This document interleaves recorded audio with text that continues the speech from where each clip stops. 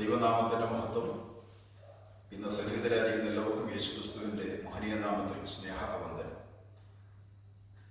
നമുക്ക് ഒരുമിച്ച് നമ്മുടെ കർത്താവിനെ മഹത്വപ്പെടുത്തുവാൻ, നമ്മുടെ ദൈവത്തെ സ്തുതിക്കുവാനും ദൈവം നൽകുന്ന നല്ല അവസരങ്ങൾ കഴിഞ്ഞ കർത്താവിനെ സ്തോത്രം ചെയ്യും.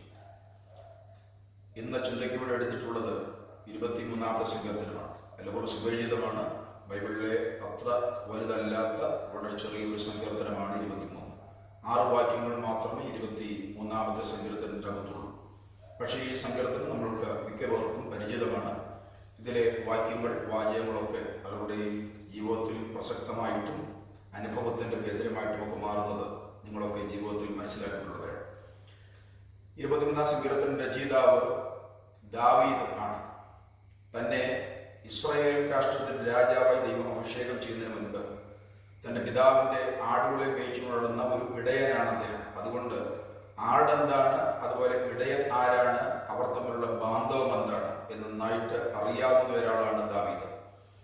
23-ാമത്തെ സങ്കീർത്തനത്തിൽ രൂപകാലങ്കാരമായിട്ട് അല്ലെങ്കിൽ മെറ്റഫറായിട്ട് അല്ലെങ്കിൽ സാദൃശ്യം ആയിട്ടാണ് എഴുതിയിരിക്കുന്നത്.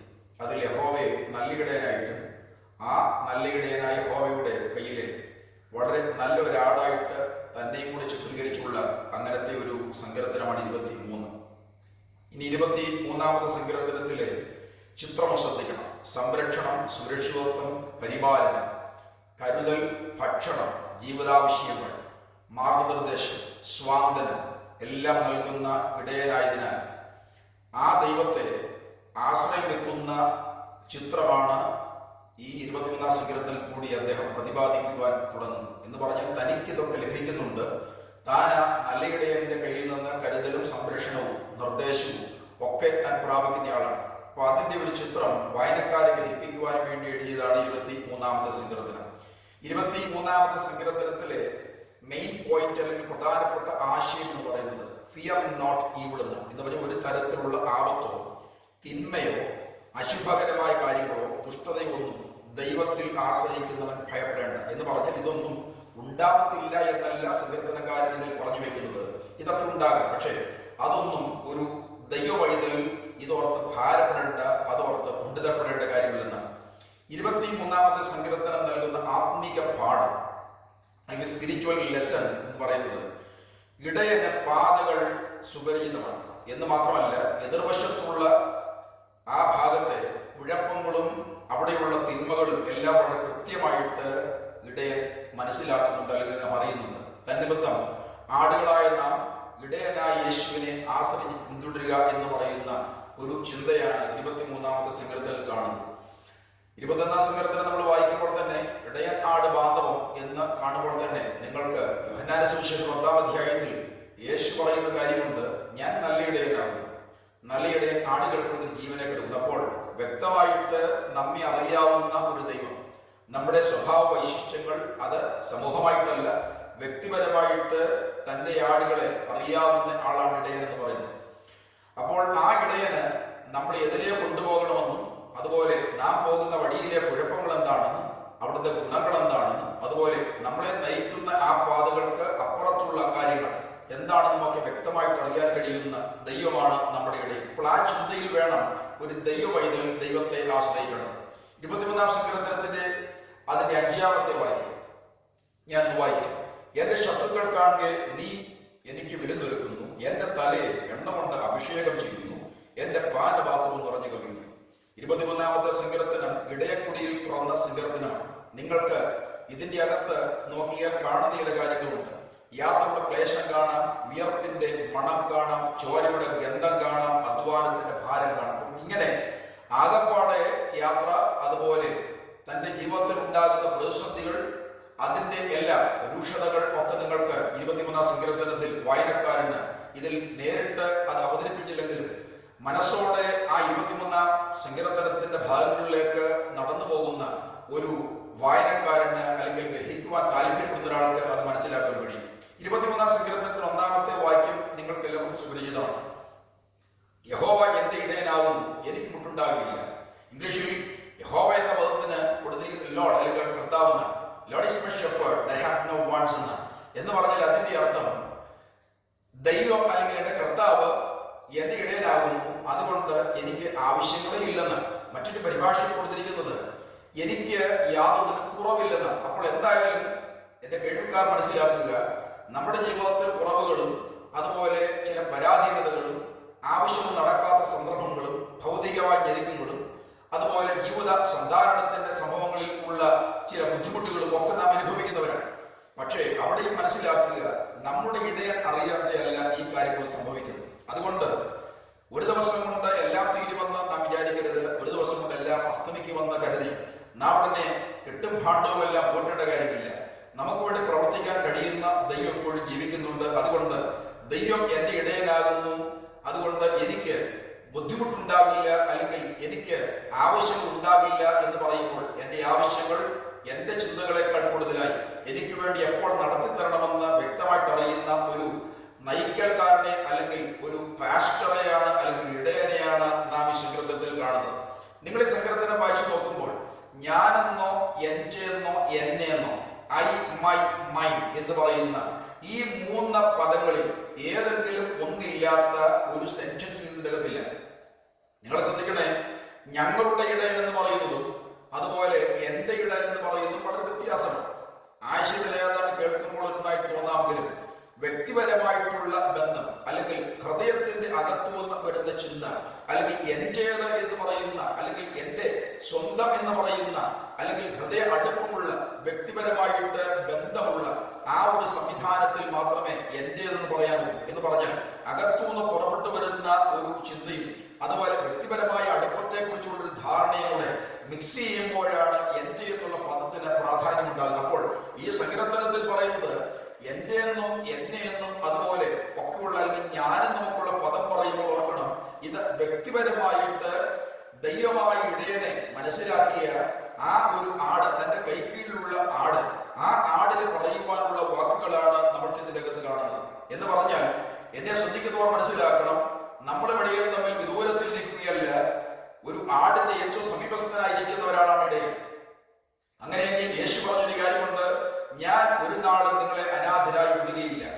അപ്പോൾ നമ്മുടെ യേശു പറഞ്ഞത്, ഞാൻ ഒരു നാളും നിങ്ങളെ അനാഥരായി വിടുകയില്ല, ഞാൻ എല്ലാ നാളും നിങ്ങളോട് കൂടി ഉണ്ടാകും. അപ്പോൾ ഈ ഒരു ധാരണ നമ്മുടെ മനസ്സിൽ എപ്പോഴും ഉണ്ടാകണം. നമ്മുടെ ജീവിതത്തിൽ ക്ലേശങ്ങളും പ്രതിസന്ധികളും രോഗങ്ങളും ബുദ്ധിമുട്ടുകളും അതുപോലെ തിന്മകൾ എന്നൊക്കെ നമ്മൾ കരുതുന്നതും അതുപോലെ നമ്മൾക്കുണ്ടാകുന്ന പ്രതിസന്ധികൾ, നമ്മൾക്ക് മറ്റു മനുഷ്യരിൽ നിന്നുണ്ടാകുന്ന പീഡാനുഭവങ്ങൾ, എതിർപ്പുകൾ, ഇതെല്ലാം നമ്മൾ അനുഭവിക്കുമ്പോൾ തന്നെ നാം അറിയേണ്ട ഒരു കാര്യമുണ്ട്, എന്റെ ഇടയൻ അറിയാതെ ഇതൊന്നും ഇരിക്കുന്നില്ല. അപ്പോൾ എല്ലാം അറിയുന്നൊരു ഇടയൻ നമ്മളുടെ ജീവിതവും നമ്മുടെ സ്വഭാവവും നമ്മളെ കൊണ്ടുള്ള ദൈവത്തിന്റെ പദ്ധതികളും അനുസരിച്ച് എവിടെയൊക്കെ എന്തൊക്കെ നമുക്ക് വേണ്ടി ചെയ്തു തരണമോ അതൊക്കെ കൃത്യസമയത്ത് ദൈവം നമുക്ക് വേണ്ടി ചെയ്തു തരുന്ന ദൈവമാണ്.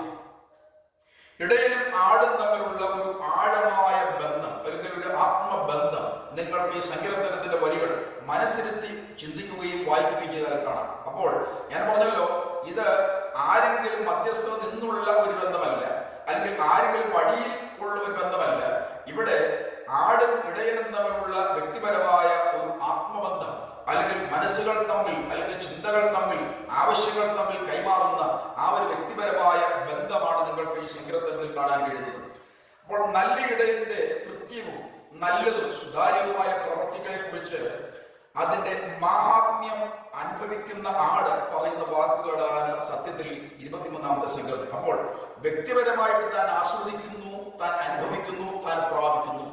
അപ്പോൾ ഈ ഇടയന്റെ പ്രത്യേകത കൃത്യമായിട്ടുള്ള ഇടപെടലുകളാണ്, നല്ലതും സുതാര്യവുമായിട്ടുള്ള പ്രവൃത്തിയാണ്. അപ്പോൾ അതൊക്കെ വ്യക്തിപരമായിട്ട് തിരിച്ചറിയുന്ന ആട്, അത് അനുഭവിക്കുന്ന ആ ആട് പറഞ്ഞു വെക്കുന്ന ആ വാക്കുകളാണ് ഒരളവിൽ 23-ാം സങ്കീർത്തനം എന്ന് പറയുന്നത്. അപ്പോൾ 23-ാമത്തെ സങ്കീർത്തനം 5-ാമത്തെ വാക്യത്തിൽ നമുക്ക് തൊടുവാനും കൈകാര്യം ചെയ്യുവാനും കഴിയുന്ന 3 കാര്യങ്ങൾ കാണാം. 1 ചേബിളാണ്, 2 ഓയിലാണ്, 3 കപ്പാണ്. അല്ലെങ്കിൽ 1 മേശ അല്ലെങ്കിൽ ഭക്ഷണം, 2-ാമത്തേത് എണ്ണയാണ് അല്ലെങ്കിൽ തൈലമാണ്, 3-ാമത്തേത് കപ്പ് അല്ലെങ്കിൽ പാനപാത്രം. അപ്പോൾ ഇത് 3ഉം നമ്മൾക്ക് വ്യക്തിപരമായിട്ട് കാണുവാനും തൊടുവാനും കൈകാര്യം ചെയ്യുവാനും കഴിയുന്ന 3 കാര്യങ്ങളാണ്.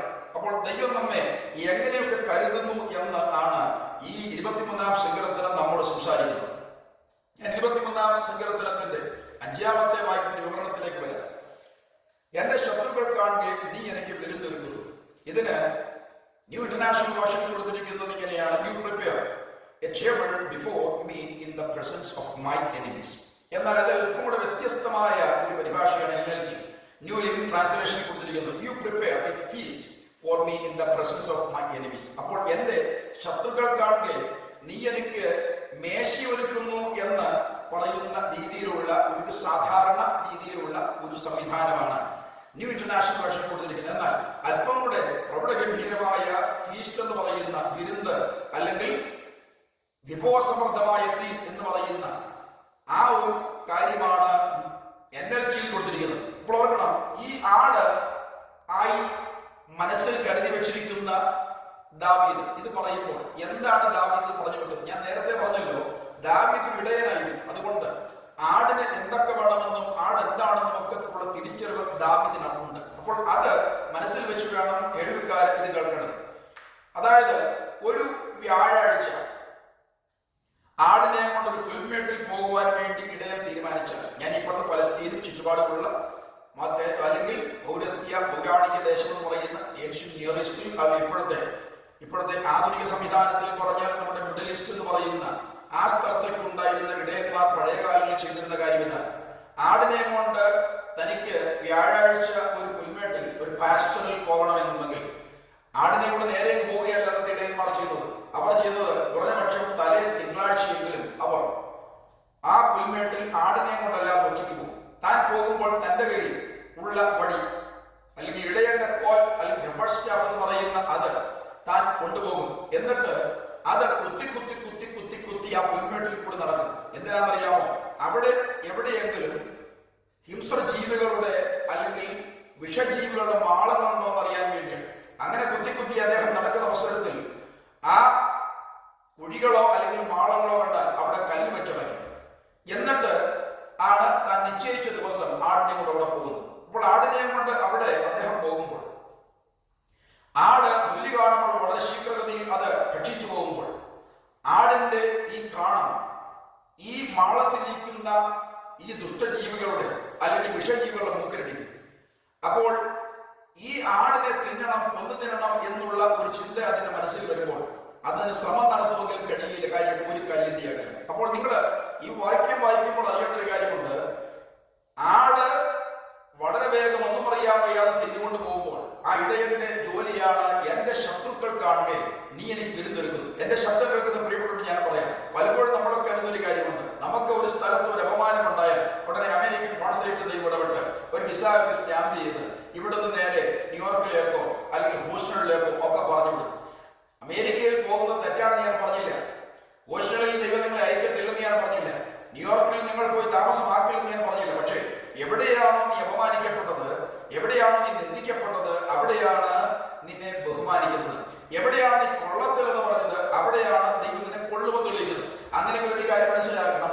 നമ്മുടെ ദൈവം നീ ഏത് പ്രതലത്തിൽ നിൽക്കുന്നോ ആ പ്രതലത്തിൽ നിനക്കെതിരെയുള്ള ചില ശത്രുവിന്റെ ബാണങ്ങൾ നിന്നെ കൊന്നുപിടിക്കുവാൻ, നശിപ്പിക്കുവാൻ, ജീവിത സാധാരണങ്ങൾ എല്ലാം നശിച്ച് ഒരു വേള പോലും സ്വസ്ഥമായിരിക്കാതിരിക്കത്തക്കവണ്ണം മാനസികവും വൈകാരികവും ശാരീരികവും ഒക്കെ രീതിയിൽ നമ്മളെ ഉപദ്രവിക്കുന്ന അവസരത്തിൽ ഒരു കാര്യം മനസ്സിലാക്കണം, ഇതൊന്നും അറിയാത്ത ഒരാളല്ല നമ്മുടെ ഇടയൻ എന്ന് പറഞ്ഞത്. അപ്പോൾ അദ്ദേഹത്തിന് നമ്മളെ നന്നായിട്ട് അറിയാം.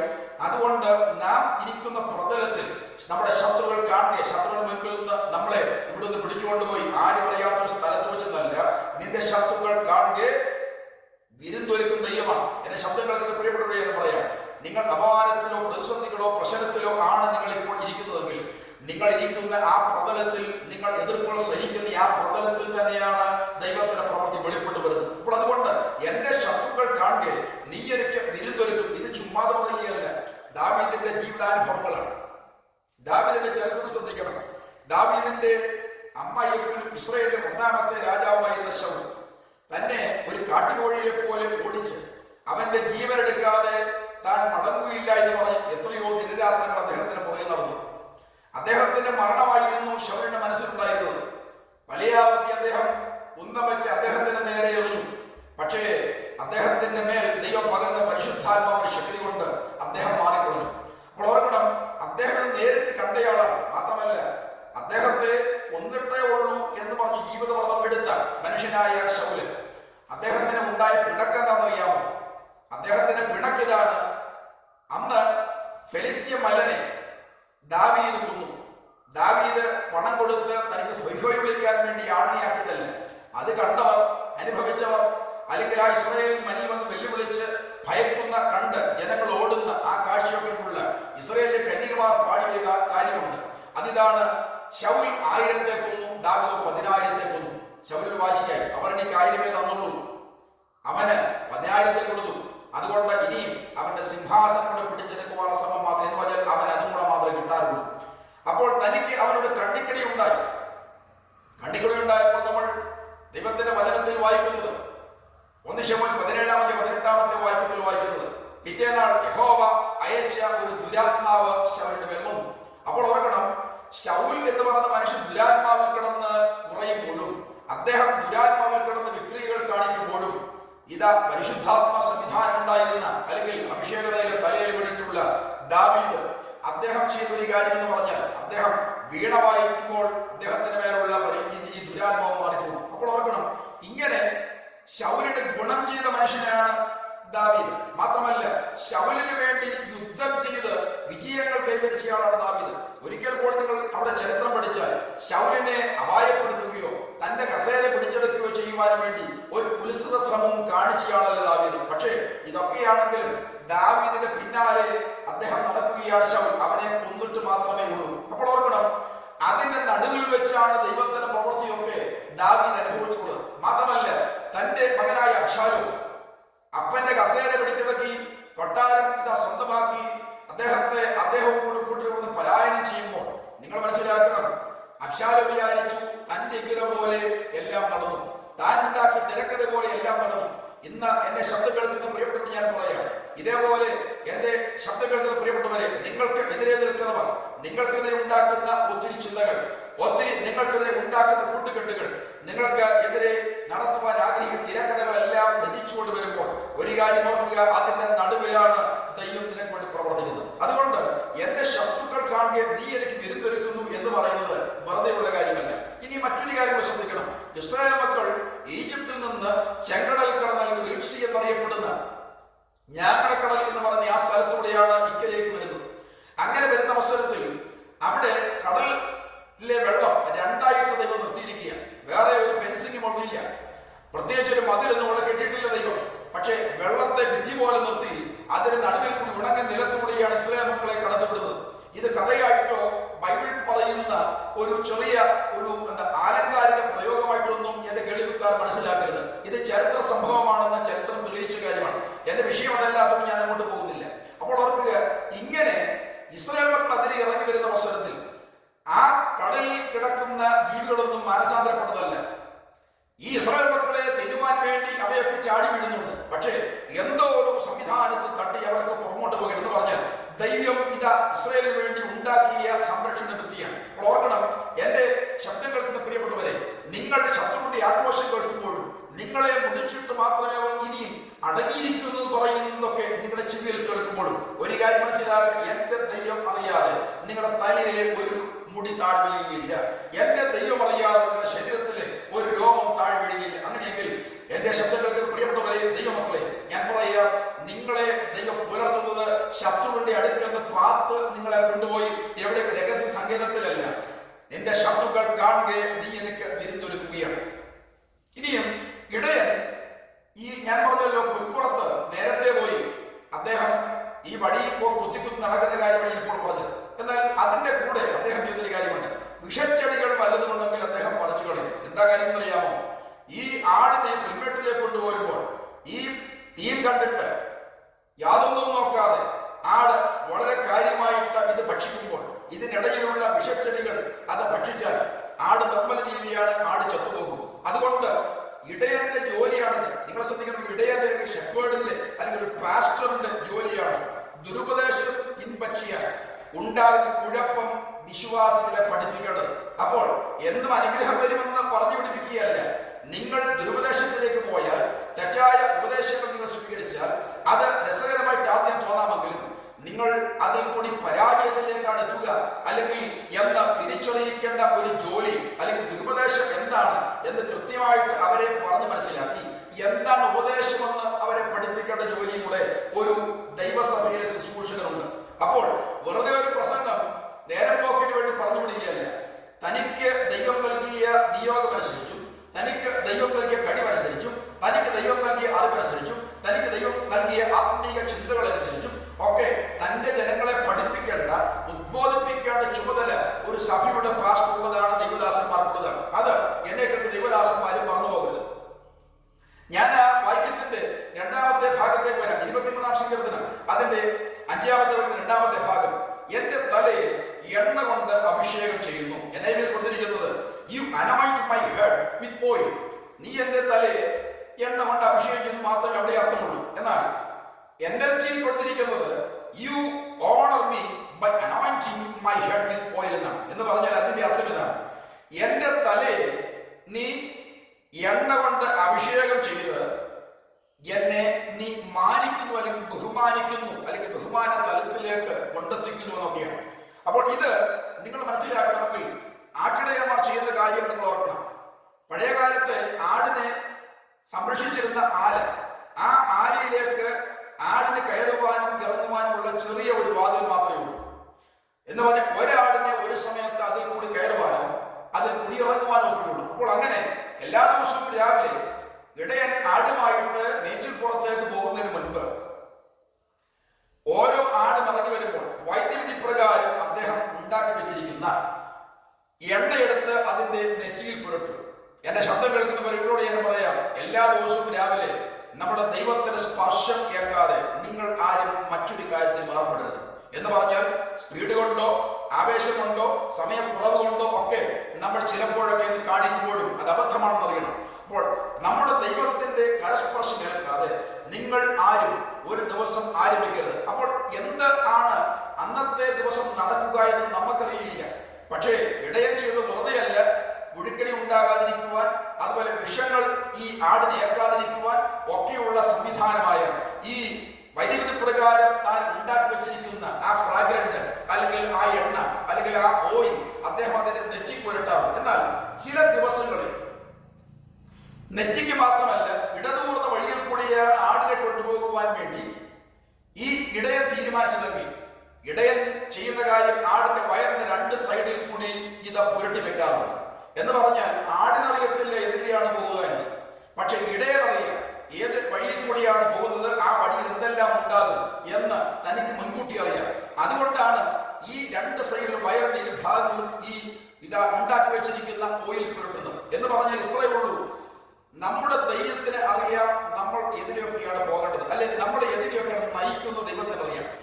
ഒരു ദിവസം സംഭവിക്കാൻ പോകുന്നത് നമ്മൾക്ക് പ്രഭാതത്തിൽ അറിയുവാൻ വേണ്ടി നമ്മൾ ദിവ്യജ്ഞാനികളൊന്നുമല്ല, നമ്മൾക്ക് അതീന്ദ്ര ജ്ഞാനമൊന്നും നമുക്കില്ല. പക്ഷെ ഒരു കാര്യം, നമ്മുടെ ദൈവത്തിന് ആരംഭത്തിൽ അവസാനം അറിയാവുന്ന ദൈവമാണ്. ഞാൻ മുമ്പേ പറഞ്ഞൊരു കാര്യം നിങ്ങൾ ഓർക്കുന്നുണ്ടായിരിക്കാം, ഇടയന് വഴികൾ എല്ലാം സുപരിചിതമാണ്. മാത്രമല്ല അതിന്റെ അങ്ങേത്തലത്തിലും അപ്പുറത്തും വശങ്ങളിലുള്ള കുഴപ്പങ്ങൾ അവിടെ എന്തൊക്കെയുണ്ട് എന്ന് ഒക്കെ തിരിച്ചറിയുവാൻ കഴിയുന്ന ഒരു ഒരു ഒരു ഭൗതിക സംവിധാനത്തിലേക്കാണ് ഇടയനത്തിൽ. എന്ന് പറഞ്ഞാൽ ആ സാമാന്യ ഇടയന്മാർ അതിലെ സഞ്ചരിച്ചു പോകാറുണ്ട് നേരത്തെയൊക്കെ. പക്ഷേ നമ്മുടെ ദൈവത്തിന്റെ പ്രത്യേകത അദ്ദേഹത്തിന് അറിയാൻ വയ്യാത്തൊരു കാര്യം. അതുകൊണ്ട് ദൈവം നമ്മുടെ ഇടയനാണ് എന്ന് ബോധ്യമുണ്ടെങ്കിൽ ഓരോ ദിവസവും വ്യത്യസ്തമായ രീതിയിൽ നമ്മളെ കൊണ്ടുപോകുമ്പോൾ ഇതെന്തിനാണ് എന്ന് ചോദിക്കുന്ന ഒരു അനുഭവം ഉണ്ടാകേണ്ടത്. നമ്മുടെ ദൈവത്തിന് അറിയാൻ വയ്യാത്തൊരൊറ്റ കാര്യവുമില്ല. അപ്പോൾ ആ ദൈവം ചെയ്യുന്നത് ചില ദിവസം സ്പെഷ്യൽ ഒരു കൺസിഡറേഷൻ നമുക്കിവിടെ ദൈവം തരാറുണ്ട്. എന്റെ ശബ്ദം കേൾക്കുന്ന പ്രിയപ്പെട്ടവർ, ഞാൻ ചോദ്യം ചോദിക്കുക, ചില ദിവസങ്ങളിൽ പ്രാർത്ഥിച്ചിട്ട് നമുക്ക് കുറച്ചുകൂടെ പ്രാർത്ഥിക്കണമെന്ന് നിങ്ങളുടെ മനസ്സിൽ ചിന്തയുണ്ടെങ്കിൽ അത് ഒരു തമാശയായിട്ടാരും വിചാരിക്കരുത്. നിങ്ങൾ അറിയാത്ത എന്തോ പ്രതിസന്ധികൾ നിങ്ങളുടെ മുൻപിലുണ്ട്. ചില ദിവസം നമ്മൾ പരിശുദ്ധാത്മ ശക്തിയിൽ ആരാധിച്ചിട്ട് ആരാധന നിർത്താതെ വീണ്ടും തുടരുക നിങ്ങളുടെ അകത്ത് ഒരു ഉൾപ്രേരണ കിട്ടുന്നെങ്കിൽ നിങ്ങൾ മനസ്സിലാക്കേണ്ട ഒരു കാര്യമുണ്ട്, അത് വെറുതെ നിങ്ങൾക്കുണ്ടാകുന്ന ചിന്തയല്ല, വെറുതെ ഒരു തോന്നലല്ല. ഇത് പലരുടെയും അനുഭവം കൂട്ടിയാണ് ഞാൻ ഈ പറയുന്നത്. അതുകൊണ്ട് നമ്മൾക്കറിയാൻ വയ്യാത്ത എന്തോ ഒരു പ്രതിസന്ധിയോ അല്ലെങ്കിൽ പ്രശ്നമോ നാം ചാടിക്കിടക്കേണ്ടതിന്, നമ്മളെ അപായപ്പെടുത്തുമ്പോൾ നിൽക്കുന്ന ശത്രുവിന്റെ മുൻപിൽ നിന്ന് നമ്മെ രക്ഷപ്പെടുത്തേണ്ടതിന് ഒക്കെയുള്ള ദൈവത്തിന്റെ ചില പാക്കേജുകൾ തുറന്നു വരികയാണ് പറയണം. അതുകൊണ്ട് നമ്മളുടെ ജീവിതത്തിൽ എന്ത് നടക്കണം, എന്തെല്ലാം സംഭവിക്കണം, നാം ഇതിനെ പോകണം എന്ന് ഡിസൈൻ ചെയ്തിട്ടുള്ളത് നമ്മളല്ല, നമ്മുടെ ദൈവമാണ്. അപ്പോൾ അതുകൊണ്ട് അതനുസരിച്ച് നമ്മുടെ ശ്രേഷ്ഠിയിടയനായ നല്ല ഇടയനായ നമുക്ക് വേണ്ടി ജീവനെ തന്നെന്ന് രക്ഷിച്ചിട്ടുള്ള നമ്മുടെ നല്ല ഇടയനായ യേശു തമ്പുരാൻ, അദ്ദേഹം നമ്മുടെ എതിരെയൊക്കെയാണ് വിടാൻ തീരുമാനിച്ചത്. അതനുസരിച്ച് മുൻപോട്ട് പോകുവാനുള്ള ഒരു ധാരണ എന്റെ ശബ്ദം കേൾക്കുന്ന എല്ലാവരുടെയും മനസ്സിലുണ്ടാകണം. ഇനി നിങ്ങൾ ശ്രദ്ധിക്കണേ, ഈ NLT പറഞ്ഞ ഭാഗം ഞാൻ കൂടി പറയാം. You honour me by anointing my head with oil. നീ എന്റെ തലയെ എണ്ണ കൊണ്ട് അഭിഷേകം ചെയ്ത് എന്നെ ഒരു ബഹുമാന സംവിധാനത്തിലേക്ക് അല്ലെങ്കിൽ ഒരു മാന്യ സംവിധാനത്തിലേക്ക് കൊണ്ടുപോകുന്നു എന്ന അർത്ഥത്തിലാണെങ്കിൽ എന്നെ അങ്ങനെ മാനിക്കുന്നു, ബഹുമാനത്തിനാക്കുന്നു എന്നൊക്കെയുള്ള അർത്ഥത്തിലാണ് അവിടെ കൊടുത്തിരിക്കുന്നത്. അപ്പോൾ വേദപുസ്തക കാലത്ത് അല്ലെങ്കിൽ ബൈബിൾ ടൈംസിൽ ആദരവും ഉപചാരവും കാണിക്കുവാൻ ദീർഘദൂരം ചൂടിലും പൊടിയിലും കൂടെ യാത്ര ചെയ്ത് വരുന്നവന്റെ തലയിൽ എണ്ണ അല്ലെങ്കിൽ ഓയിൽ അല്ലെങ്കിൽ തൈലം പുരട്ടുന്ന രീതിയുണ്ട്. എന്ന് പറഞ്ഞാൽ ദീർഘദൂരം പൊടിയിൽ കൂടി വരികയാണ്, അകപ്പാടെ കാലൊക്കെ വല്ലാതെ വിണ്ടുകീർന്ന പരുവത്തിലേക്ക് എത്തിയിട്ടുണ്ട്. ശരീരമൊക്കെ ആ വലിയ ചൂടിൽ, നിങ്ങൾക്ക് പലസ്തീനിലെ ചൂടുമൊക്കെ അറിയാമല്ലോ, അവിടെ ആകപ്പാടെ ശരീരം വിണ്ടുകീർത്തക്ക നിലയിലുള്ള അസാധാരണമായ ചൂടിൽ കൂടിയും അതുപോലെ പൊടിപടലങ്ങൾക്കിടയിൽ കൂടിയും വരുന്ന ആ ഒരു ആളിന്റെ തലയിൽ എണ്ണ പൂശുന്ന ഒരു പരിപാടിയുണ്ട്. അപ്പൊ എന്ന് പറഞ്ഞാൽ അല്പം സ്വാതന്ത്ര്യമേകുവാനും അല്പം തണുപ്പ് കിട്ടുവാനും അതുപോലെ അദ്ദേഹത്തെ ആദരിക്കുവാനും ഉപചാരം അല്ലെങ്കിൽ കർട്ടസിക്ക് വേണ്ടിയൊക്കെ അത് ചെയ്യുന്ന രീതി അവിടെ ഉണ്ട്. അപ്പോൾ ആ എണ്ണ എന്താണെന്ന് നിങ്ങൾ ശ്രദ്ധിക്കണം. സുഗന്ധമുള്ള ഔഷധ സസ്യങ്ങൾ അല്ലെങ്കിൽ ഫ്രാഗ്രന്റ് ഹെർബ്സ് ആണ്. അതുപോലെ സുഗന്ധ വ്യഞ്ജനങ്ങൾ സ്പൈസസും കൊണ്ട് ഉണ്ടാക്കുന്നതാണ്. അപ്പോൾ വെറുതെ കുറെ എണ്ണ കാച്ചി അവിടെ വെച്ചേക്കുകയല്ല, വളരെ സുന്ദരമായ സുഗന്ധമുള്ള ഔഷധ സസ്യങ്ങൾ എന്ന് പറഞ്ഞാൽ മരുന്നിന്റെ ഗുണമുള്ള ചില സംവിധാനങ്ങൾ. അപ്പോൾ ഈ മരുന്നിന്റെ ഗുണമുള്ള, ഞാൻ മുമ്പേ പറഞ്ഞൊരു കാര്യം ശ്രദ്ധിക്കണം, ആടിന്റെ തലയിലും ദേഹത്തുമൊക്കെ ഇടയിൽ പുരട്ടുന്ന ഒരു വെറുതെ എണ്ണയല്ല, അത് ഔഷധ ഗുണങ്ങളുള്ള വൈദ്യുതി പ്രകാരം ഉണ്ടാക്കിയെടുത്ത എണ്ണയാണ്. അപ്പോൾ ആ എണ്ണ പോലെ നിങ്ങൾ ശ്രദ്ധിക്കണം, ഈ സുഗന്ധ വ്യഞ്ജനങ്ങൾ ഉള്ള അതുപോലെ സുഗന്ധമുള്ള ഔഷധ കൂട്ടുകൾ ഉള്ള അല്ലെങ്കിൽ ഔഷധ ചെടികൾ ഉപയോഗിച്ച് ഉണ്ടാക്കുന്ന ഈ ഓയിൽ സ്വീകരണത്തെയും ആദരിക്കലിനെയും ഒക്കെ കാണിക്കുന്ന, നിങ്ങൾക്ക് ലൂക്കോസ് സുവിശേഷം 7-ാം അധ്യായത്തിൽ ഉള്ള പരാമർശം നിങ്ങൾക്കറിയാം.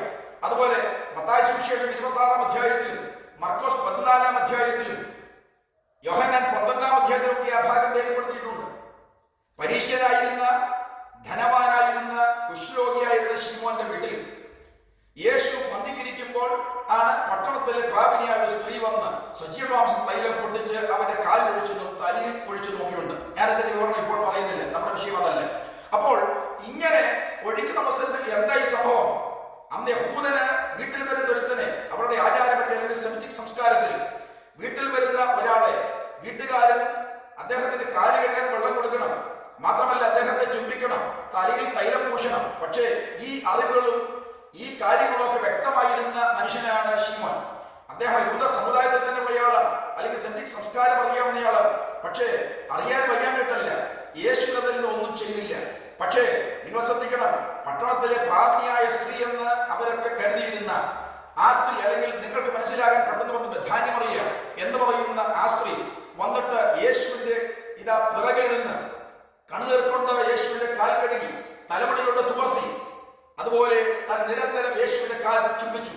താൻ കരുതിക്കൊണ്ടുവന്ന ശിതാമാംസ തൈലം യേശുവിന്റെ കാലിൽ പുരട്ടി അല്ലെങ്കിൽ തലയിൽ ഒഴിച്ചു. അപ്പോൾ ഓർക്കണം, ഇങ്ങനെ പറയുമ്പോൾ ഇതിന് ആ ഭാഗം തന്നെ അല്പം ചരിത്രവും സംവിധാനവും ഒക്കെ പറഞ്ഞ് പഠിപ്പിക്കേണ്ട കാര്യമാണ്. നമ്മുടെ വിഷയം മറ്റൊന്നായതുകൊണ്ട് ഞാൻ അങ്ങോട്ട് പോകുന്നില്ല. അപ്പോൾ ഓർക്കണം, യേശുവിനെ ആദരിക്കുവാൻ വേണ്ടി ഈ ശീമോൻ ശ്രമിച്ചില്ലെങ്കിലും ആ പട്ടണത്തിലെ പാപിനി എന്ന ഒക്കെ അവർ ഇതാ പ്രത്യേകം നോട്ട് ചെയ്തിരുന്ന ആ സ്ത്രീ വന്നിട്ട് തന്റെ ജീവിതത്തിൽ യേശു ചെയ്ത അല്ലെങ്കിൽ ശിഹാ ചെയ്ത ഈ അഭിഷിക്തം ചെയ്ത ആ പ്രവൃത്തികളെ ഓർത്ത് ദൈവത്തിന് നന്ദി പറയുന്ന ഒരു ഘട്ടമാണ് നമ്മളോട് വായിക്കുന്നത്. അപ്പോൾ ഓർക്കണം, ആദരിക്കലിന്റെയും അതുപോലെ സ്വീകരണത്തിന്റെയും ഒക്കെ ഒരു ചിഹ്നമാണ്.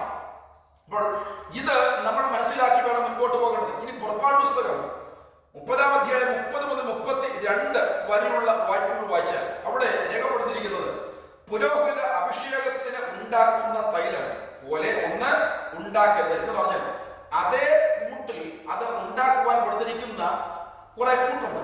ആ കൂട്ടിൽ അല്ലെങ്കിൽ ആ ഇൻഗ്രീഡിയൻസ് വെച്ച് അതേ രീതിയിൽ അളവനുസരിച്ച് നിങ്ങൾ മറ്റൊന്നും ഉണ്ടാക്കരുത്. അങ്ങനെ ഉണ്ടാക്കുന്നവനെ വിശുദ്ധ തൈലത്തിന് കൃത്യമായ രീതിയിൽ അങ്ങനെ ഒരു തൈലം ഉണ്ടാക്കുന്നവനെ അത് മണപ്പിക്കുവാനോ ദേഹത്ത് പുരട്ടാൻ എന്തുമാകാം. അപ്പോൾ ഇങ്ങനെ ഉണ്ടാക്കുന്നവനെ അവന്റെ ജനത്തിന്റെ ഇടയിൽ ഛേദിച്ച് കളയണമെന്ന് ഞാനിവിടെ എന്റെ ശബ്ദം കേൾക്കുന്നതോട് പറയാം. നമ്മൾ അറിയേണ്ട പ്രധാനപ്പെട്ട ഒരു കാര്യമുണ്ട്, നാം അന്യാഗ്നി കത്തിക്കരുത്. അതേപോലെ ഇരിക്കുന്ന ഒരെണ്ണം ഉണ്ടാക്കി നമ്മുടെ ഇടയിലൊക്കെ അങ്ങനത്തെ പല കാര്യങ്ങൾ ഇപ്പോൾ സംഭവിക്കുന്നുണ്ട്. അതേപോലെ അതേ രീതി അല്ലെങ്കിൽ പെട്ടെന്ന് മനസ്സിലാക്കാൻ കഴിയാത്ത രീതിയിലുള്ള ഏതൊരു സദൃശീഭവിക്കുന്ന സംവിധാനം ഉണ്ടാകുമ്പോൾ കാര്യങ്ങളെ വ്യക്തമായിട്ട് മനസ്സിലാക്കാൻ കഴിയാതെ പലരും അവിടെ ഓടിക്കൂടുകയാണ്. അപ്പോൾ തന്നെ ലിക്വിഡ് ഫയർ എന്ന് പറഞ്ഞുകൊണ്ട് പരിപാടിയല്ല. അത് കൃപയുടെ സുവിശേഷം എന്ന് പറഞ്ഞുകൊണ്ട് ചില വർഷങ്ങൾക്ക് മുമ്പ് നടന്ന സംഭവമാണ്. അപ്പോൾ ഇങ്ങനത്തെ കാര്യങ്ങൾ നടക്കുമ്പോൾ അവിടെ എന്തോ ദൈവപ്രവൃത്തിയാണ് എന്ന് പറഞ്ഞ് ആൾക്കാർ മുൻപോട്ട് നീങ്ങുമ്പോൾ ഞാൻ മുമ്പേ പറഞ്ഞൊരു കാര്യം പറയുന്നു. ഒരു ദൈവദാസന്റെ ജോലിയാണ് എന്താണ് ദുരുപദേശമെന്നും ദുരുപദേശത്തിൽ പോയാൽ അബദ്ധം എന്താണെന്നും അതുപോലെ അവിടെ ചെന്നാൽ എന്ത് ആത്മാവിനെയാണ് പ്രാപിക്കുന്നതെന്നും ഒക്കെ തന്റെ മുൻപിൽ കേൾക്കുവാനിരിക്കുന്ന മനസ്സിലാക്കുവാനിരിക്കുന്ന വിശ്വാസികളെ പറഞ്ഞ് മനസ്സിലാക്കുന്നത്. അപ്പോൾ അന്യാഗ്നി കത്തിക്കുന്ന ആ ഒരു സംവിധാനം അല്ലെങ്കിൽ ദൈവത്തിന്റെ പരിശുദ്ധാത്മാവിന്റെ അതേ തുല്യമായിട്ടുള്ള പരുവത്തിൽ പലതും ഇറക്കി വരികയാണ്. പക്ഷേ ഇതിനെ മനസ്സിലാക്കുവാനോ ഇതിനെ വിവേചിക്കുവാനോ കഴിയാത്തവർക്ക് ഓടിക്കൂടിയാണ് എന്തെല്ലാം പരിപാടികൾ നടക്കുന്നത്. പേരിന്റെ അറ്റത്ത് വിശുദ്ധമെന്നൊരു വാക്ക് ഉപയോഗിച്ചാൽ മതി, ഇതിനെല്ലാം തികയും. എനിക്കിതിന്റെ എല്ലാം ചരിത്രം പറയാനറിയാം, പക്ഷേ ഞാൻ ഇതിനു വേണ്ടി മുതിരുന്നില്ല. അപ്പോൾ വിശുദ്ധ ചിരിയുണ്ട്, വിശുദ്ധ ത്വരയുണ്ട്, അതുപോലെ വിശുദ്ധ ഊതി വീഴ്ത്തലുണ്ട്, വിശുദ്ധ കൈകുത്തി കറക്കലുണ്ട്, വിശുദ്ധ കറണ്ട് പാസിംഗ് ഉണ്ട്, അതുപോലെ വിശുദ്ധ ഛർദിയുണ്ട്, വിശുദ്ധ മതിലേക്കറ്റുമുണ്ട്, വിശുദ്ധ കറണ്ട് പാസിംഗ് ഉണ്ട്, അതുപോലെ വിശുദ്ധ കസേരയിൽ ആത്മാവ് എന്ന പരിപാടിയുണ്ട്, അതുപോലെ വിശുദ്ധ എടുത്തോണ്ടോട്ടമുണ്ട്. അപ്പോൾ ഞാൻ പറഞ്ഞാൽ വിശുദ്ധ അലറലുണ്ട് എന്ന് വേണ്ട എല്ലാ കാര്യങ്ങളും സംഭവിച്ചുകൊണ്ടിരിക്കുകയാണ്. പക്ഷേ ഇവിടെയൊക്കെ ആൾക്കാർ ചെന്നിട്ട് അത് പരിശുദ്ധാത്മാവാണെന്ന് തെറ്റിദ്ധരിച്ച് നടക്കുമ്പോൾ ഒരു ദൈവദാസന്റെ ജോലിയാണ് നിന്നെ എന്തിനാണ് വിളിച്ചത്, അത് ജനത്തിനോട് ദൈവത്തിന്റെ അരുളപ്പാട് പറയുവാൻ വേണ്ടി വിളിച്ചു എന്നുള്ള സുബോധം നിങ്ങളുടെ മനസ്സിലുണ്ടായിട്ട് നിങ്ങൾക്കെതിരെ കാര്യങ്ങൾ പഠിച്ചിട്ട് നന്നായിട്ട് ജനത്തെ ഉപദേശിക്കുവാൻ നിങ്ങൾ കഴിയണം. അപ്പോൾ ജനത്തെ നയിക്കുവാനുള്ള ദൈവദാസന്മാരെ പാസ്റ്ററിനെ അല്ലെങ്കിൽ ഷെപ്പേർഡിനെ ഇടയിലാക്കി വെച്ചിരിക്കുന്നു. അപ്പോൾ അവരുടെ ജോലി ഇതാണ്. അപ്പോൾ ജനത്തെ ഉപദേശം എന്താണെന്നും ദുരുപദേശം എന്താണെന്നും അതിനുള്ള വ്യത്യസ്തത എന്താണെന്നും പറഞ്ഞു മനസ്സിലാക്കാൻ കഴിയണം. അപ്പോൾ പരിശുദ്ധാത്മാവ് പോലെ ദൈവാരാധന പോലെ സത്യവചനം പോലെ ഒക്കെയുള്ള പലതും അടിച്ചുവിടുമ്പോൾ അതിന്റെ ഭവിഷ്യത്ത് എന്താണെന്ന് അറിയണം. ഇച്ചിരാൾ മുമ്പ് ഫേസ്ബുക്കിൽ കണ്ടൊരു കാര്യമാണ്. ഒരാൾ പ്രസംഗിക്കുകയാണ്, ചെറുപ്പക്കാരൻ പ്രസംഗിക്കുകയാണ്. പൗലോസ് പ്രസംഗിച്ച് അദ്ദേഹം സമയം പോയി, അതിങ്ങനെ നീട്ടി. അതിനിടയിൽ ഒരു ചെറുപ്പക്കാരൻ മുകളിൽ നിന്ന് താഴെ വീണു, അവന്റെ പെടലി ഒടിഞ്ഞു. പൗലോസ് എന്ന് പറഞ്ഞില്ല. അദ്ദേഹം രാവിലെ യോഗം കഴിഞ്ഞ് പോകുന്ന അവസരത്തിൽ ഒരുത്തൻ അവിടെ കിടക്കുന്നുണ്ട്. എഴുന്നേറ്റ് പോടാ എന്ന് പറഞ്ഞു. നിങ്ങൾ ശ്രദ്ധിക്കണേ, ഇത് ബൈബിളിൽ എവിടെ എഴുതിയിരിക്കുന്നത്? അവന്റെ പെടലി ഒടിഞ്ഞെന്ന് എവിടെ എഴുതിയിരിക്കുന്നത്? 2, അവന്റെ പെടലി ഒടിഞ്ഞെന്ന് എഴുതിയിരിക്കുന്നില്ല എന്ന് പറയുമ്പോൾ തന്നെ പൗലോസ് അറിഞ്ഞിട്ടില്ല എന്ന് കൂടെ പറയും. പൗലോസ് രാവിലെ എഴുന്നേറ്റ് പോടാ എന്ന് പറഞ്ഞെന്നല്ല. അപ്പോൾ ഞാൻ പറഞ്ഞത് വിശുദ്ധ ബൈബിൾ തുറന്നു പോലും നോക്കാതെ അതിൻ്റെ അകത്ത് എന്താണ് എഴുതിയിരിക്കുന്നത് പോലും മനസ്സിലാക്കാതെ എന്തൊക്കെ വൈകാരിക പ്രകടനങ്ങൾ നടത്തി ജനങ്ങളെ വലിയിലാക്കുമ്പോൾ ദൈവദാസന്മാര് നിങ്ങൾക്കുള്ള കടമകൾ നിങ്ങൾ മറന്നു പോകരുത്. അതുകൊണ്ട് വിശ്വാസികളോടും പറയാം, കണ്ടതെല്ലാം ഭക്ഷിക്കുവാനുള്ള, കണ്ടതെല്ലാം കൊള്ളാമെന്ന് പറഞ്ഞ് ചാടി വീഴുന്ന ഒരു പ്രവണത നിങ്ങൾ മാറ്റിയെടുക്കണം. എന്തിനാണെന്നറിയാമോ? സത്യത്തിന്റെ വചനം അല്ലെങ്കിൽ സത്യവചനം തിരിച്ചറിയണം. മാത്രമല്ല നമ്മൾ കാര്യങ്ങളെ വിവേചിക്കുവാൻ കപ്പാസിറ്റി ഉള്ളവരാകണം. അപ്പോൾ പല കോലങ്ങൾ ഇറങ്ങുമെന്ന് യേശു തന്നെ നേരത്തെ പറഞ്ഞിട്ടുണ്ട്. അപ്പോൾ ഇതൊക്കെ പറയുമ്പോൾ നിങ്ങൾ മനസ്സിലാക്കണം എന്താണ് സത്യവചനം, എന്താണ് ശരിയായിട്ട് ഉപദേശം എന്ന് തിരിച്ചറിയുമ്പോൾ ദൈവത്തിന്റെ പദ്ധതിക്കനുസരിച്ച് മറ്റൊന്നുണ്ടാക്കുവാൻ ഒരുതിനും അവകാശമില്ല എന്നാണ് പറഞ്ഞത്. ഇനി ലേവ്യ പുസ്തകം 10-ാം അധ്യായത്തിന്റെ 6-7 വാക്യങ്ങൾ. നിങ്ങളോ മരിച്ചു പോകാതിരിക്കുന്നതിന് സമാഗമന കൂടാരത്തിന്റെ വാതിൽ വിട്ട് പുറത്തു പോകരുത്, യഹോവയുടെ അഭിഷേക തൈലം നിങ്ങളുടെ മേൽ ഇരിക്കുന്നുവല്ലോ എന്ന് പറഞ്ഞാൽ ഇത് പുരോഹിതന്മാരോട് പറഞ്ഞ കാര്യമാണ്. നിങ്ങൾ ഈ പറയുന്ന സമാഗമന കൂടാരത്തിന്റെ വാതിൽ വിട്ട് വെളിയിൽ പോകരുത്. കാര്യം യഹോവയുടെ അഭിഷേക തൈലം നിങ്ങളുടെ മേൽ ഇരിക്കുന്നു. അപ്പോൾ ഇത് മനസ്സിലാവുന്ന ഭാഷയിൽ പറയാം. ഒരു ഇപ്പോഴത്തെ രീതി അനുസരിച്ച് ദൈവസഭയുടെ കാര്യം പറയാം.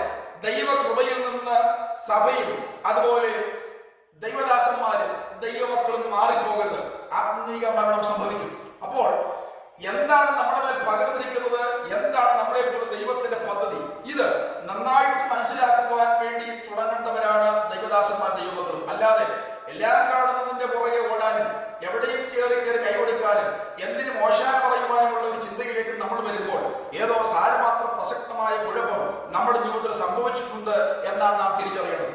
ഇനി ഞാനതിന്റെ സങ്കീർത്തനം 23-ന്റെ 5-ാമത്തെ വാക്യത്തിന്റെ 3-ാം ഘട്ടത്തിലേക്ക് വരാം. എന്റെ പാനപാത്രവും നിറഞ്ഞു കവിയുന്നു, മൈ കപ്പ് ഓവർഫ്ലോസ് എന്നാണ് എന്നെ.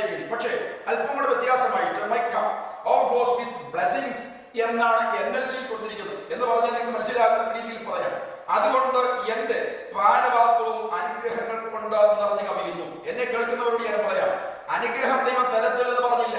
പക്ഷേ അതിന് വ്യവസ്ഥ ദൈവത്തിന്റെ വചനം പറയുന്നു. നിങ്ങൾ വലിയ പാത്രം കൊണ്ടുവരണം, ഇല്ലെങ്കിൽ നിങ്ങൾ വലിയ കൊട്ട കൊണ്ടുവരണം, ഇല്ലെങ്കിൽ ടിപ്പർ പിടിച്ചോണ്ട് വരണം, ഡബിൾ ആക്സൽ ട്രിപ്പ് പിടിച്ചോണ്ട് വരണം, അപ്പോൾ നിങ്ങൾക്ക് അത്രയും അനുഗ്രഹം കൊണ്ട് പോകാം എന്നൊക്കെ പറഞ്ഞ് ജനങ്ങളെ വശീകരിക്കുമ്പോൾ നിങ്ങൾ മനസ്സിലാക്കുന്ന വ്യവസ്ഥയില്ലാതെയല്ല എന്റെ ദൈവം ചെയ്യുന്നത്. ദൈവത്തിന്റെ പ്രവൃത്തിക്ക് ഒരു മാനദണ്ഡമുണ്ട്. അത് നമ്മൾ തീരുമാനിക്കുന്ന മാനദണ്ഡമല്ല. പ്രസംഗിക്കുന്ന ഞാനോ കേൾക്കുന്ന നിങ്ങളോ ഇവിടുത്തെ ഏതെങ്കിലും ഓർഗനൈസേഷന്റെ ഹെഡോ അല്ലെങ്കിൽ കൗൺസിലോ അല്ലെങ്കിൽ കമ്മിറ്റിയോ ഒന്നും തീരുമാനിക്കുന്നതല്ല ദൈവത്തിന്റെ പ്രവൃത്തിയുടെ മാനദണ്ഡം. അതിന് ദൈവത്തിന്റെ വചനം നമ്മളെ പഠിപ്പിക്കുന്നുണ്ട്. അതുകൊണ്ട് എന്റെ ശബ്ദം കേൾക്കുന്ന പ്രിയപ്പെട്ടവർ, നിങ്ങൾ വേദപുസ്തകം അടച്ച് അവിടെ വീട്ടിൽ ഭദ്രമായി വെച്ച് യോഗത്തിന് പോകുമ്പോൾ ഇഞ്ചോടടുക്കി പിടിച്ച് കൊണ്ടുപോകാൻ വേണ്ടിയല്ല, അത് വായിച്ച് അതിലെ സത്യങ്ങൾ ഗ്രഹിക്കുവാൻ വേണ്ടിയാണ്. എല്ലാവരും പക്ഷേ മനസ്സിലായിരുന്നവരാ, എന്നാൽ വായിക്കുന്നതിന് തർക്കമൊന്നുമില്ലല്ലോ. അതുകൊണ്ട് ഇന്ന് പല വീടുകളിലും പലരും ബൈബിൾ വായിക്കുന്നില്ല. പലരും ബൈബിൾ വായിക്കുന്ന എപ്പോഴാണെന്ന് അറിയാമോ? ഞാൻ ആരെയും കുറ്റപ്പെടുത്തുകയല്ല. ഇന്ന് പലയിടത്തും കണ്ട ഞാൻ പല യോഗങ്ങളിലും അതുപോലെ പല സെമിനാറുകളിലും ചെന്നപ്പോൾ ചോദിച്ച ചോദ്യമാണ്, ഇന്ന് ബൈബിൾ വായിച്ചവർ എത്ര പേരുണ്ട്? പലരുടെയും കൈപോകുന്നില്ല. അതുപോലെ ഇന്നലെ രാത്രി ബൈബിൾ വായിച്ചവരടുത്തുണ്ട്, അനക്കമില്ല. മെനിഞ്ഞാന്ന് വായിച്ചവരടുത്തുണ്ട്, അനക്കമില്ല. അപ്പോൾ കൈ ഉയരുന്നില്ല. അപ്പോൾ ഓർക്കണം, എന്തോ സാരമായ തകരാറിലേക്കാണ് ഈ ആത്മീയ മണ്ഡലം പോകുന്നത്. നമ്മൾ പൗലോസിന്റെ ആ പ്രഭാഷണത്തെ കുറിച്ചുമൊക്കെ നമ്മൾ വായിക്കുന്ന അവസരത്തിൽ ബെരോവിലെ വിശ്വാസികൾ അങ്ങനെയല്ല. അവർ കേൾക്കുന്നത് അങ്ങനെ തന്നെയോ എന്ന്. പൗലോസല്ലേ പ്രസംഗിച്ചത്, ശീലാസല്ലേ പ്രസംഗിച്ചത്, പത്രോസല്ലേ പ്രസംഗിച്ചത്, കൊള്ളാം എന്ന് പറഞ്ഞുകൊണ്ട് വീട്ടിൽ പോകുകയല്ല. അങ്ങനെ തന്നെയാണോ എന്ന് തിരുവെടുത്ത് പരിശോധിക്കുമായിരുന്നു. അപ്പോൾ നിങ്ങളുടെ കയ്യിൽ ദൈവം തന്നിരിക്കുന്ന ആ ഉത്തമമായ സമ്മാനങ്ങൾ ഒന്നാണ് ദൈവത്തിന്റെ വചനം. എന്റെ ശബ്ദങ്ങൾക്ക് പ്രിയപ്പെട്ടവരെ, എത്രയോ ആയിരങ്ങൾക്ക്, ലക്ഷം ആൾക്കാർക്ക്, ലക്ഷക്കണക്കിന് ആൾക്കാർക്ക് ബൈബിളിന്റെ ഒരു കോപ്പി ഇപ്പോഴും കയ്യിലില്ല. പല ഭാഷകളിലേക്ക് ബൈബിൾ പരിഭാഷപ്പെടുത്തി തീർന്നിട്ടില്ല. അതുകൊണ്ട് നിങ്ങളുടെ മാതൃഭാഷയിൽ നിങ്ങൾക്ക് വായിക്കുവാൻ, അല്ലെങ്കിൽ നിങ്ങൾക്ക് അറിയാവുന്ന മറ്റു ഭാഷകളിൽ വായിക്കുവാനുള്ള വിശുദ്ധ ഗ്രന്ഥം നിങ്ങളുടെ കയ്യിൽ ഉള്ളപ്പോൾ നിങ്ങൾ അത് അടച്ചു വച്ചിട്ട് എനിക്കൊന്നും അറിയത്തില്ല എന്ന് പറഞ്ഞിട്ട് കണ്ടതിലെല്ലാം പുറകെ പോകുന്ന ആ ഒരു പരിപാടി നിങ്ങൾ നിർത്തണം. ദൈവത്തിന്റെ വചനം നിങ്ങൾ വായിക്കണം. അപ്പോൾ നിങ്ങൾ ഓർക്കണം, അനുഗ്രഹം വരുത്തില്ലെന്ന് ഞാൻ പറഞ്ഞില്ല. പക്ഷേ അനുഗ്രഹം വരുന്നതിന് ദൈവവചനം അനുസരിച്ച് ദൈവത്തിന് ഉള്ള ഒരു പദ്ധതി അറിയണം. ഇനി സങ്കീർത്തനം 65:9 വാക്യം, ദൈവത്തിന്റെ നദിയിൽ വെള്ളം നിറഞ്ഞിരിക്കുന്നു. നമ്മളതിന്റെ മുകളിലും താഴെയുമാ വായിക്കുമ്പോൾ ഭൗതികമായ ഭൂമിയുടെ ഒരു കാര്യമാണ് കൊടുത്തിരിക്കുന്നത്. പക്ഷേ അതുമായിട്ട് അത്ര വലിയ നേരിട്ട് ബന്ധമില്ലാത്ത രീതിയിലുള്ള ഒരു ചർച്ചയാണ്, അല്ലെങ്കിൽ ഒരു വാചക ഘടനയാണ് നമ്മളിവിടെ വായിക്കുന്നത്. ദൈവത്തിന്റെ നദിയിൽ വെള്ളം നിറഞ്ഞിരിക്കുന്നു. നിങ്ങൾ ഓർക്കണേ, ഇപ്പോൾ ഈ മഴക്കാലത്ത് കേരളത്തിലെ ഏറ്റവും വലിയ നദിയായ ഭാരതപ്പുഴയിൽ ഈ കഴിഞ്ഞ ദിവസവും അതിന്റെ മുകൾ പട്ടാമ്പി ഭാഗത്ത് അതിന്റെ മുകളിൽ കൂടി ഉണ്ടാക്കി വെച്ചിരിക്കുന്ന ആ പാലത്തെ മുട്ടി അത് കവിഞ്ഞുമൊക്കെ വെള്ളം ഒഴുകി. പക്ഷെ എല്ലാ സമയത്ത് കേൾവിക്കാരെ നിങ്ങൾ അതിലെ ഒന്ന് പോയി നോക്കണം. വലിയ നദിയാണ്, പക്ഷേ വെള്ളമില്ല. ഓല ഒഴിച്ചാണ് വെള്ളം കാണുന്നത്. അങ്ങനെയല്ല ദൈവത്തിന്റെ നദി. ദൈവത്തിന്റെ നദിയിൽ വെള്ളം നിറഞ്ഞിരിക്കുന്നു. പല നദികളും വച്ചുമ്പോഴും ദൈവത്തിന്റെ നദിയിൽ വെള്ളം നിറഞ്ഞിരിക്കുന്നു. ഇന്ന് എന്റെ ശബ്ദം കേൾക്കുന്ന പ്രിയപ്പെട്ടവരോട് ഞാൻ പറയാം, നിങ്ങൾ ദൈവത്തിന്റെ നദിയിൽ വെള്ളം കുറവാണെന്ന് വെച്ച് ആരും കുടിക്കാതിരിക്കണ്ട. പല സഭകളും ഇന്ന് ആരാധനയ്ക്ക് വേണ്ട മുൻതൂക്കം കൊടുക്കുന്നില്ല. അവിടെ കീബോർഡും അതുപോലെ ഡ്രം സെറ്റും എന്ന് വേണ്ട മൈക്കും ഗായക സംഘമൊക്കെ ഉണ്ട്. അതിന്റെ ഒരു മേളത്തിലും അതിന്റെ ശബ്ദത്തിലും എന്തൊക്കെയോ നടക്കുന്നു എന്ന് കരുതി പോവുകയാണ്. ഞാൻ ഇതിനെതിരല്ല, ഞാൻ കീബോർഡിനെതിരല്ല, അതുപോലെ ഞാൻ ജാസ് ഡ്രംസിനെതിരല്ല, ഇവിടെയുള്ള യാതൊരു ഉപകരണങ്ങൾക്ക് ഞാൻ എതിരല്ല. അതെല്ലാം വെച്ച് വേണം ആരാധിക്കണം. പക്ഷേ അവരേതാണ്ടൊക്കെ ശബ്ദം വെക്കുന്നല്ലോ എന്ന് പറഞ്ഞുകൊണ്ട് നമ്മളവിടെ അനങ്ങാതിരിക്കുന്ന എന്ന് പറഞ്ഞാൽ പലരും നമ്മുടെ ആരാധനകളിൽ കൈപോലും അടിക്കാതെ വായ തുറക്കാതെ ഇരുന്ന് എന്തൊക്കെയോ സ്വപ്നം കണ്ടിട്ട് അവിടെ നിന്ന് പോകുന്ന രീതിയാണ്. അത് പാസ്റ്റർമാരുടെയും ധാരാളമുണ്ട്, വിശ്വാസികളുടെയുമുണ്ട്. അതുകൊണ്ട് ഇങ്ങനെ ഏതോ ഒരു സ്വപ്നം കാണാൻ വേണ്ടി വന്നിരിക്കുന്ന ഒരു സ്ഥലമല്ല ആരാധന എന്ന് പറഞ്ഞത്. അവിടെ അവർ പാടുകയോ അവർ പ്രാർത്ഥിക്കുകയോ ഒക്കെ ചെയ്യട്ടെ. പക്ഷേ എന്റെ ദൈവമാണ്, എന്റെ ഇടയനാണ് അദ്ദേഹം. അദ്ദേഹത്തിനോട് പ്രാർത്ഥിക്കേണ്ടതും എന്റെ ആവശ്യങ്ങൾ പറയേണ്ടതും ദൈവം ചെയ്ത ഉപകാരങ്ങൾക്ക് നന്ദി പറയേണ്ടതും എന്റെ ജോലിയാണ് എന്ന് വ്യക്തിപരമായിട്ട് ഓരോരുത്തരും തിരിച്ചറിയാത്രത്തോളം കാലം എന്നെ കേൾക്കുന്നവരെ നിങ്ങളുടെ ആരാധന ശരിയാകില്ല. അപ്പോൾ അതുകൊണ്ട് ദൈവത്തിന്റെ നദിയിൽ വെള്ളം നിറഞ്ഞിരിക്കുന്നു. കുടിക്കാനാണില്ലേ പിന്നെ നദി. ദൈവത്തിന്റെ നദിയിൽ വെള്ളമില്ല എന്ന് ആരും ഭാരപ്പെടണ്ട. ദൈവത്തിന്റെ നദിയിൽ വെള്ളം നിറഞ്ഞിട്ടുണ്ട്. അതുകൊണ്ട് അത് ആവോളം കുടിക്കുവാനുള്ള ഒരു പദ്ധതിയിലേക്കാണ് ദൈവസഭകൾ വേണ്ടത്. ഞാൻ മനസ്സിലാക്കുന്ന രീതിയിൽ പറയാം. ഇന്ന് പെന്തക്കോസ്ത് എന്നറിയപ്പെടുന്നതിലേണ്ട് 65% ആൾക്കാരും അന്യഭാഷ പറയാത്തവരാണ്. അന്യഭാഷ പറയുന്നവരല്ല. അപ്പോൾ എത്ര ഉണ്ട്? 35% മാത്രമേ, അല്ലെങ്കിൽ 30% മാത്രമേ പരിശുദ്ധാത്മ സ്നാനം ലഭിക്കുകയില്ല. പക്ഷേ എനിക്ക് വേണ്ട എന്നുള്ള മട്ടിരുന്നാലോ, ആർക്കാണ്ടൊക്കെയുണ്ട്, ഞാൻ പെന്തക്കോസ്തുകാരനെന്ന് പറയുന്നു, പക്ഷെ എനിക്ക് ഇതിനോട് താല്പര്യമില്ല, ആഗ്രഹവുമില്ല, എനിക്കൊണ്ട് വേണ്ടതാണ് എന്ന് പറയുമ്പോൾ സത്യമായിട്ടൊരു ചോദ്യമാണ് എനിക്ക് ചോദിക്കാറുള്ളത്. അങ്ങനെ താല്പര്യം പോലും ഇല്ലാത്ത ഒരാളെ എങ്ങനെ പെന്തക്കോസ്തുകാരനെ വിളിക്കാൻ കഴിയും? നിങ്ങൾക്ക് സ്നാനപ്പെടണമെങ്കിൽ നിങ്ങൾക്ക് സത്യമാണെന്ന് മനസ്സിലായിട്ട് നിങ്ങളുടെ സഭയിലെ പാസ്റ്ററോട് ചെന്ന് എന്നെ സ്നാനപ്പെടുത്തുമെന്ന് പറയാം. പക്ഷേ ഈ പരിശുദ്ധാത്മ സ്നാനം പിടിച്ചു പറിക്കാൻ ഒക്കുന്ന കാര്യമല്ല. അതിനുവേണ്ടി നമ്മൾ കാത്തിരിക്കണം. എന്നാൽ എനിക്ക് താല്പര്യമില്ല, എനിക്കൊണ്ട് വേണ്ടതാണ്, ഞാൻ വായുമനക്കത്തില്ല, കൈമനക്കത്തില്ല, ശരീരം ചെറുതായിട്ട് അനങ്ങാൻ പോലും ഞാൻ അനുവദിക്കത്തില്ല എന്ന് പറയുമ്പോൾ നിങ്ങൾ മനസ്സിലാക്കണം, നമ്മൾക്ക് ദൈവാരാധനയോടും പരിശുദ്ധാത്മാവ് യേശു പറഞ്ഞു, നിങ്ങൾക്ക് വേണ്ടി ദൈവം തരുന്നൊരു അനുഗ്രഹമാണ്, അല്ലെങ്കിൽ നിങ്ങൾക്ക് തരുന്ന ദാനമാണിത്, അത് നിങ്ങൾ പ്രാപിക്കണമെന്ന് യേശു പറഞ്ഞപ്പോൾ പിന്നെ പ്രാപിക്കണ്ടെന്ന് പറയാൻ ആരായിട്ടുള്ളത്? അപ്പോൾ നമുക്കിതിന് താല്പര്യമില്ല, ഓർത്തണം, എന്തോ സാരമായ തകരാറ് കൂടിയാണ് നാം സഞ്ചരിച്ചു കൊണ്ടിരിക്കുന്നത്. ഇനി യോഹന്നാന്റെ സുവിശേഷം 7-ാം അധ്യായം 37 മുതൽ 39 വരെയുള്ള വായ്പകൾ പറഞ്ഞ പ്രസംഗത്തിൽ വിരാമമുദ്ര. ഉത്സവത്തിൽ മഹാദിനമായി എടുക്കുന്ന നാളിൽ യേശു നിന്നുകൊണ്ട് വിളിച്ചു പറഞ്ഞത്, ദാഹിക്കുന്ന ഏവരും എന്റെ അടുക്കൽ വരട്ടെ, ഇച്ഛിക്കുന്നവന്റെ ഉള്ളിൽ നിന്ന്, എന്നിൽ വിശ്വസിക്കുന്ന ഉള്ളിൽ നിന്ന് തിരുവെഴുത്ത് പറയുന്ന പോലെ ജീവജലത്തിന്റെ നദികൾ ഒഴുകും. ഈ വാക്യം എല്ലാവർക്കും സുപരിചിതമാണ്. അതിന് താഴെ എഴുതി വെച്ചിരിക്കുന്നത്, അന്ന് യേശു തിരസ്കരിക്കപ്പെട്ടില്ല എന്നാൽ പരിശുദ്ധാത്മ വന്നിട്ടില്ലായിരുന്നു. പരിശുദ്ധാത്മാവിനെ കുറിച്ചാണ് യേശു പറഞ്ഞത്, അല്ലാതെ ഒരു ഉപദേശത്തിന് ഒരു വ്യാഖ്യാനം ഉണ്ടാക്കുന്നതുമല്ല. എന്താണ് ഈ പറയുന്നത്? യഹൂദന്മാരുടെ പ്രധാനപ്പെട്ട ആൾ കൂടുന്ന, അല്ലെങ്കിൽ ലക്ഷക്കണക്കിന് ആൾക്കാർ അന്ന് യെരൂശലേമിൽ കൂടുന്ന 20 വയസ്സിന് മുകളിലോട്ടുള്ള ആൾക്കാർ, ആണുങ്ങൾ കൂടുന്ന 3 പ്രധാനപ്പെട്ട അവരുടെ പെരുന്നാളുകളുണ്ട്. അതിൽ ഒരെണ്ണമാണ് കൂടാരപ്പെരുന്നാൾ. കൂടാരപ്പെരുന്നാളിന്റെ അവസാന സമയത്ത് മഹാപുരോഹിതൻ അവസാന ദിവസം ചെയ്യുന്നത്, അദ്ദേഹം പോയി ബെഥെസ്ദാ കുളത്തിൽ നിന്ന് ഒരു സ്വർണ്ണക്കുടത്തിൽ നിറച്ച് വെള്ളം എടുത്തുകൊണ്ട് വരും. ചൂടുള്ള ആ സമയത്ത് അദ്ദേഹത്തിന് പിന്നാലെ സഞ്ചരിക്കുന്ന നൂറുകണക്കിന്, ആയിരക്കണക്കിന്, 10,000-കണക്കിന് ആൾക്കാർ ഇതിന്റെ പിന്നാലെ സഞ്ചരിക്കുക. പക്ഷെ ഒരിച്ചു വെള്ളം പോലും ആ ചൂടുള്ള സമയത്ത് ആ സ്വർണ്ണ കുടത്തിൽ നിന്ന് കൊടുക്കുകയില്ല. അത് അദ്ദേഹം ചെയ്തുകൊണ്ടിരിക്കുന്നു. ജനങ്ങൾ അദ്ദേഹത്തെ അനുധാവനം ചെയ്യുന്ന അവസരത്തിൽ മാറുകൊണ്ട് യേശു വിളിച്ചു പറയുകയാണ്, ദാഹിക്കുന്ന ഏവരും എന്റെ അടുക്കൽ വരട്ടെ, എന്നിൽ വിശ്വസിക്കുന്ന ഉള്ളിൽ തിരുവെഴുത്ത് പറയുന്ന പോലെ ജീവജലത്തിന് നദികൾ ഒഴുകും. എന്താണ് ഈ പറയുന്നത്? മോശയുടെ കാലത്ത് ദൈവം നിയമം കൊടുത്ത അനുസരിച്ച് സമാഗമന കൂടാരം ഉണ്ടാക്കി. സമാഗമന കൂടാരത്തിന്റെ പ്രാകാരം അല്ലെങ്കിൽ കോട്ടയാട് എന്ന് പറയുന്ന ആ സ്ഥലത്ത് 2 ഉപകരണങ്ങളാണുള്ളത്. ഒന്ന് കരിച്ചിലപ്പോൾ ആദ്യം ഉള്ളത് യാഗപീഠമാണ്, രണ്ടാമത് താമ്രത്തൊട്ടിയാണ്. അത് ഈജിപ്തിലെ സ്ത്രീകളുടെ ദർപ്പണം കൊണ്ട്, അല്ലെങ്കിൽ നിങ്ങൾക്ക് മനസ്സിലാകാൻ വേണ്ടി പറയാം, 6 വിള കണ്ണാടി പോലെയുള്ള സംവിധാനം അന്ന് ഈജിപ്തിൽ ഉണ്ടായിരുന്നു. അത് വെച്ചാണ് ഉണ്ടാക്കിയിരിക്കുന്നതിന്റെ പുറഭാഗം ഉണ്ടാക്കിയിരിക്കുന്നത്. എന്ന് പറഞ്ഞാൽ അല്പം വെള്ളം കൊള്ളുന്നു വന്നാണ്. പക്ഷേ ദാവീദിന്റെ മകനായ ശലോമോൻ ദൈവത്തിന് ആലയം പണിയുമ്പോൾ അദ്ദേഹത്തിന് ദൈവം കൊടുത്ത ബുദ്ധിയും ജ്ഞാനവും കഴിവും പ്രവൃത്തിയും അനുസരിച്ച് ദൈവമായ കർത്താവിന് വലിയ വിശാലമായ കോടിക്കണക്കിന് ഡോളർ വിലമതിക്കുന്ന സുന്ദരമായ ദൈവാലയം ഉണ്ടാക്കി. ആ ദൈവാലയത്തിന് അകത്ത് അദ്ദേഹം ഈ താമ്ര തൊട്ടിക്ക് പകരം ഒരു താമ്ര കടലാണ് ഉണ്ടാക്കി വെച്ചത്. എന്ന് പറഞ്ഞാൽ 20 അടി വ്യാസമുള്ള, ഡയമീറ്ററുള്ള ഒരു വലിയ താമ്ര കടൽ. അതിൻ്റെ അകത്ത് ഏതാണ്ട് 3000 ബത്ത് വെള്ളം കൊള്ളും. എന്ന് പറഞ്ഞാൽ 1,00,000 ചില്ലുവാനും ലിറ്റർ വെള്ളം കൊള്ളും. ഒരു ബത്ത് എന്ന് പറയുന്നത് 37 ലിറ്ററാണ്. അപ്പോൾ ഇത്രയും വിശാലമായ സംവിധാനം, 1,00,000 ചില്ലുവാനും ലിറ്റർ വെള്ളം ഉൾക്കൊള്ളുന്ന ആ താമ്ര കടൽ വെച്ചിരിക്കുന്നത് 12 കാളയുടെ പുറത്താണ്. കാളയുടെ എല്ലാത്തിന്റെ പൃഷ്ഠഭാഗം അകത്തേക്കും അതുപോലെ വായുമുഖം പുറത്തേക്കുമാണ്. ആ ഓരോ വായുടെ ഭാഗത്തും ഓരോ ടാപ്പ് പിടിപ്പിച്ചിട്ടുണ്ട്. അതിൽ കൂടി വെള്ളം ഒഴുകുന്ന അവർക്കറിയാം.